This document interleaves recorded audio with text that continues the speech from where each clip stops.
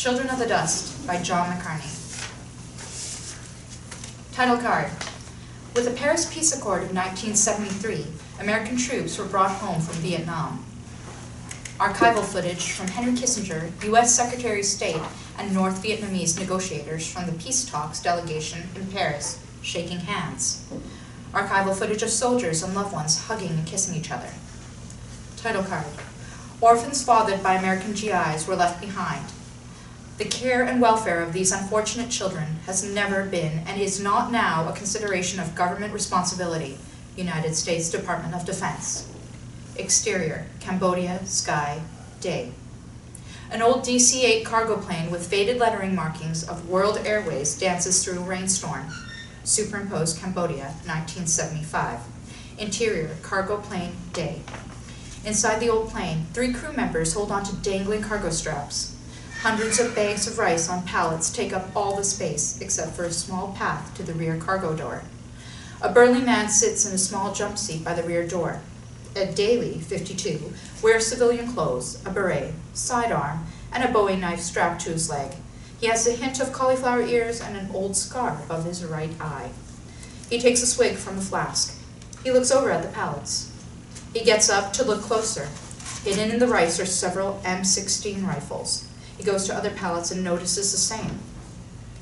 Daly angrily looks down the row of rice to a man dressed in a crisp army uniform. He starts walking towards the man. Captain Bart Conklin, 40, watches Daly come towards him. Conklin straightens his green baseball-style hat with 2 captain bars. He gestures to Daly to stay put. Daly gets closer to Conklin. He stumbles as he grabs cargo straps to keep his balance. He squeezes by his 3 crew members dressed in civilian clothes. Careful, this stuff can shift. Daly, irritated, gets closer to Conklin. Don't tell me what to do on my plane. You're just a paying guest. Daly gets up in his face. He points over to one of the pallets where the tip of an M16 is exposed. That was not part of the contract. Conklin stares at Daly. You're a businessman. Look at it as an opportunity. Bill us. Uncle Sam is good for it. Daly looks back at his crew. They are in their early 20s at best. He turns back to Conklin. Look, they're just kids. I brought them along because of their strong backs. They'll be fine. It'll remain our secret. Daly gets a little closer to Conklin. Nothing secret in Southeast Asia. Daly takes a swig from his flask, stares Conklin down. He ambles back to his small jump seat. Exterior, Phnom Penh Airport, day. The cargo plane taxis to a stop on a wet tarmac. Conklin jumps down onto the tarmac and calls over some Cambodian soldiers. They are dressed in green U.S. Army-style uniforms with combat-style helmets. The soldiers form a protective circle with weapons drawn to protect the area around the rear cargo door of the plane. Conklin gestures to Daly's crew to offload the rice. Interior, cargo plane, day. Daly stands at the rear cargo gate. Daly's crew comes forward. Daly stops them.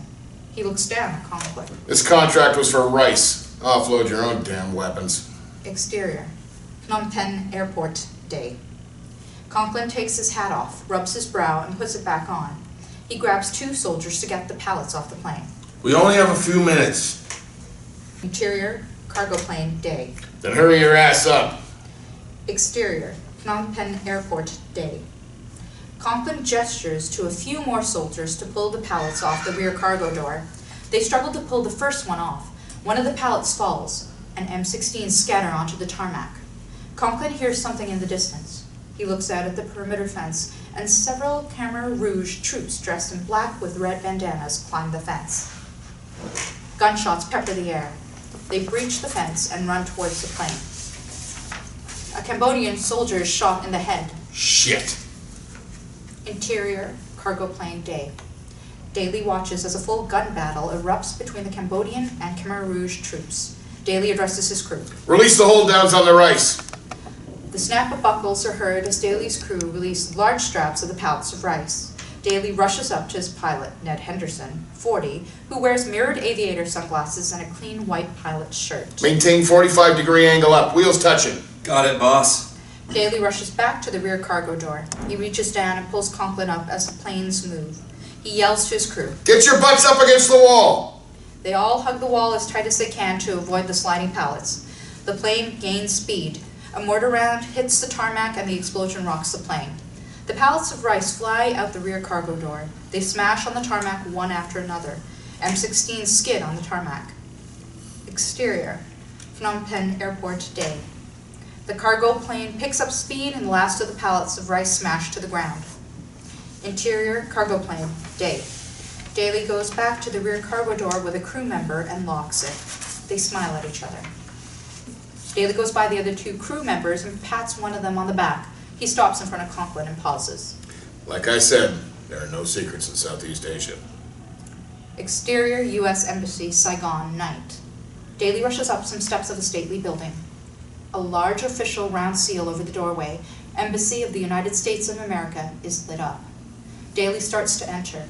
He wears a dinner jacket, black cowboy hat with his sidearm and Bowie knife. A U.S. Marine, Corrie Smith, 22, stops him. Sir, I can't let you in the embassy with a weapon. I don't go anywhere without it. Sir, it's just policy. Mine too, son.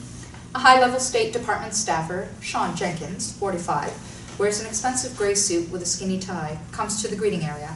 Hello, Ed. Glad you could make it. I haven't made shit yet. You know, we can't let you in here with weapons. Daly takes a step back. He looks back out at the streets of Saigon. He takes a step closer to Jenkins. Considering there are fewer than 50 American advisors in Vietnam and no U.S. military presence, I won't go anywhere without a weapon. Works with me here. We need to talk. About contracts? Jenkins is silent. Daly pauses, then starts to walk away. Ed, wait. Let him in. But sir, Interior, U.S. Embassy, night. Jenkins escorts Daly into the main dining hall, where several dignitaries sit at a large table. Ceiling fans run. Dinner is far along already. Daly is seated near U.S. Ambassador George Martin, 63, tall, stoic type. The ambassador nods but engages others in conversation. The ambassador gestures for Jenkins to come over. He looks at Daly and whispers to Jenkins. Who is this guy again? Edward Daly, CEO of World Airways, our main military contractor. Started out flying Hungarian refugees in '56 and has made millions from us transporting whatever we need. The ambassador looks at Jenkins with disbelief. He's the CEO of World Airways? Yes, sir. He's been making some noise that we need to start evacuating women and children. Daly unsuccessfully tries to get a server's attention who has a tray of cocktails. Jenkins gets closer to the ambassador. I invited him so you could talk.